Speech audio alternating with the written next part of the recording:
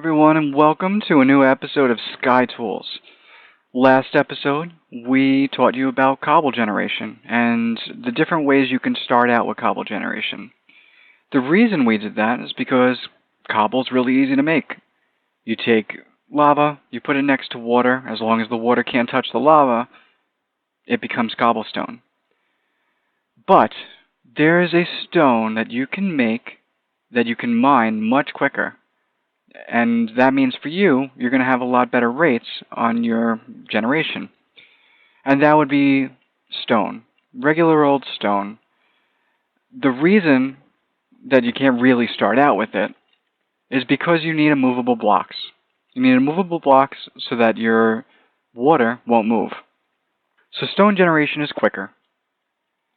And once you have immovable blocks, it's super easy. So I'm going to show you the very beginner ones and where you can go with it.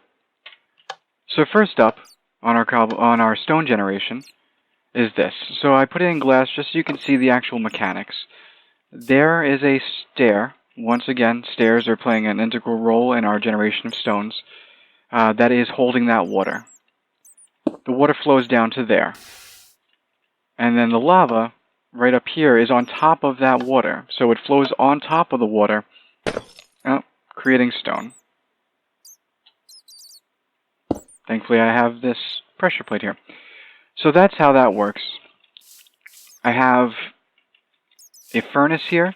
Now, a lot of people will say you need obsidian for these types of farms. You don't. You just need an immovable block, and furnaces will do that job. You just have to shift whenever you're placing a block on it. This, however, does nothing. There's no way to really get this unless you put a hopper under that. And even then, your rates are not going to be great. So, to actually use a farm, you can do something like this. Now here's a really simple stone generation farm. Again, we have the immovable blocks here. We have our stairs. We have just a single piece of lava, a bucket of lava is what it should actually be called, flowing over both. And it's creating the stone.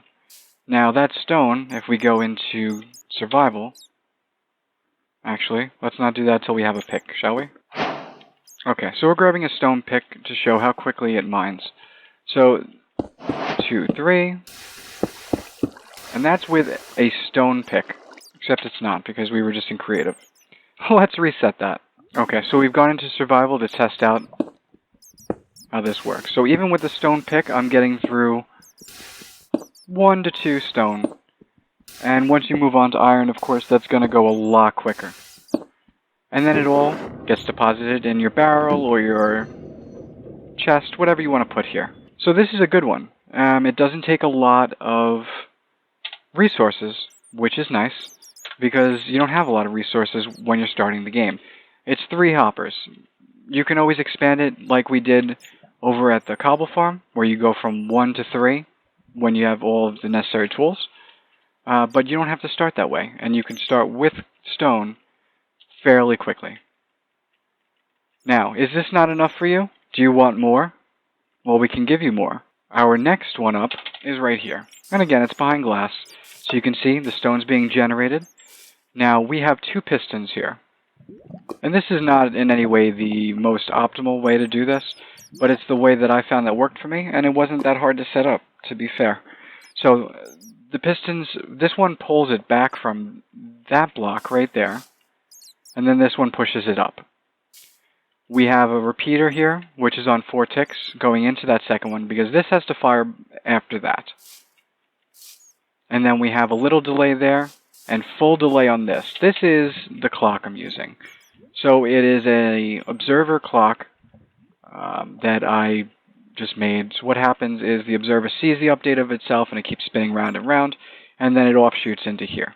So we'll turn this on. You see it starts going around, and there it goes. And that'll go until it hits the height for the pistons. You can see the delay is not quite what we want it to be, but if we put this on 4, I think it... yeah, it does that. So we can't use 4.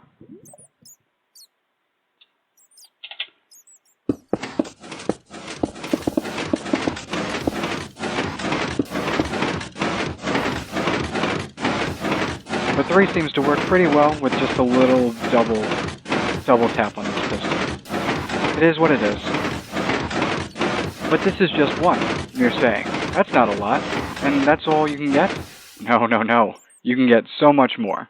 So let me show you the fully developed version of this prototype. And here we are. So I've covered this with glass just so you can see everything underneath here. I did put carpets on here because I thought it looks nice. Basically, that's it. So what's happening here is the same setup that we had over there for here. So we've got the repeater going into it. Now, we had to play around with this. So we have, I don't know why I even bothered with glass. So we have a bunch of observers, one looking down at this and one looking at that, so it powers these. Okay? That way we can actually get through this block and still power this, which I thought was a fairly clever solution for that. But this turns on, this gets an update, this gets an update, goes into the repeater, pushes that. Then, because of the extra delay on these go off.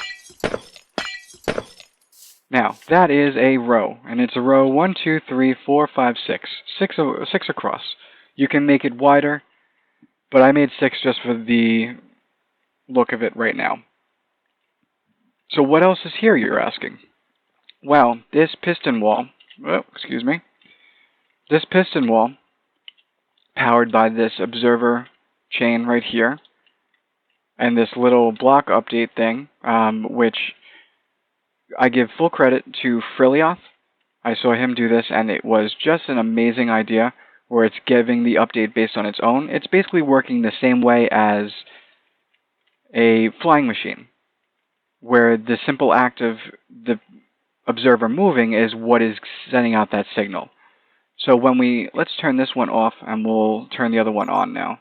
Obviously this will stop once it reaches the build limit.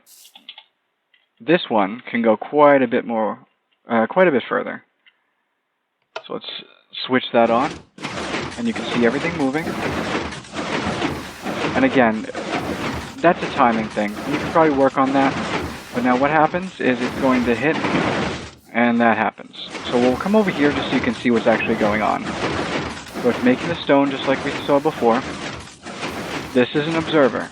It hits that observer, which sends an update to this, which powers this, pushes it over, and hits all of these to flip it off to the side. And that'll keep going until, again, it hits that build limit. So we'll just watch this, because this looks so cool.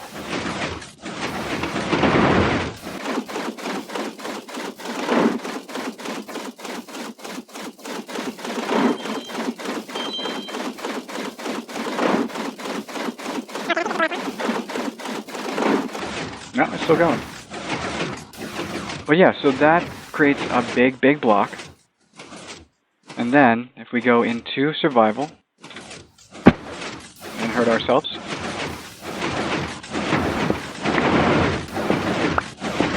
look how much quicker that is. Even with a stone tool.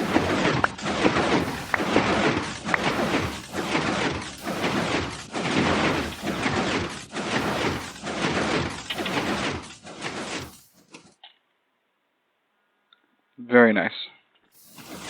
And that's it. It's as simple as that, guys. I want to thank you all for watching.